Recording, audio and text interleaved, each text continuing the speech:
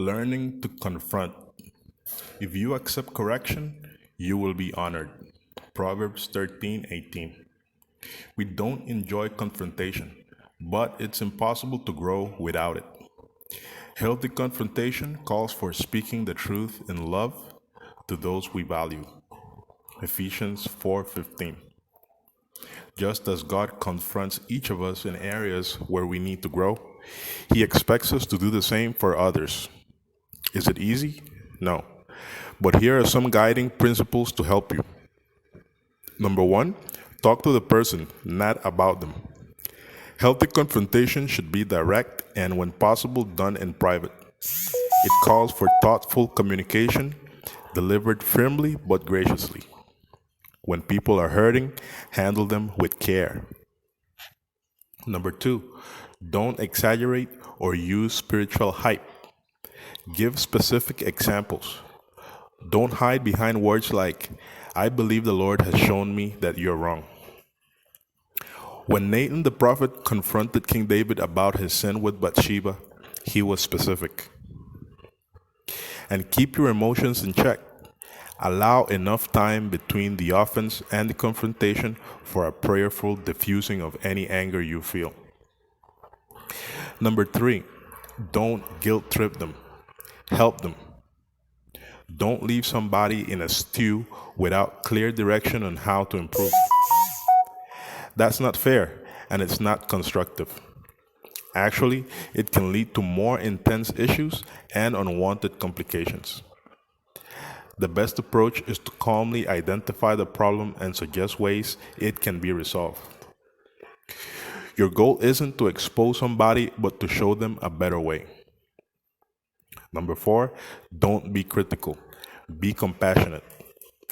If you miss everything else, don't miss this. If you do, you will find yourself condemning rather than confronting. If you're honest, you will admit that your own road to success has had some potholes. So approach others with love and concern. For the moment, all discipline seems painful rather than pleasant, but later it yields the peaceful fruit of righteousness. Hebrews 12:11. Healthy confrontation calls for putting the other person's well-being above your own interests. So how do you confront someone in the right way?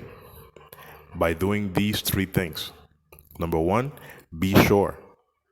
There must be a good reason to confront, and it should be a rare event, not an everyday one. You shouldn't relish the experience. If you do, you need to examine your motives. Are you feeling superior? Are you redirecting your anger toward this person over a completely different issue? Are you lifting yourself up by putting them down? Before confronting someone, you must answer these questions truthfully. Number two, be specific. Vagueness leads to an uncertain outcome, no matter how tactful and gracious your words may be. Make sure you know the reason for the confrontation, then make it clear to the other person. Number three, be sensitive. Every situation is different, so a season of soul searching and prayer should precede any face-to-face encounter. Otherwise, you're setting yourself up for problems, and the other person will sense uncertainty and uneasiness in your words. Don't run that risk. If you haven't taken the time to pray and get counsel beforehand, don't jump into the situation on your own. We have all seen this type of Clint Eastwood go ahead, make my day approach. Without fail, it leaves confusion, resentment, and a trail of wounded souls. Make sure your words and tone of voice are attuned to the person you're dealing with, and try to keep your personal agenda in check. None of this is about you. Pay close attention to timing. Choose your words carefully, and for sure, pray for guidance.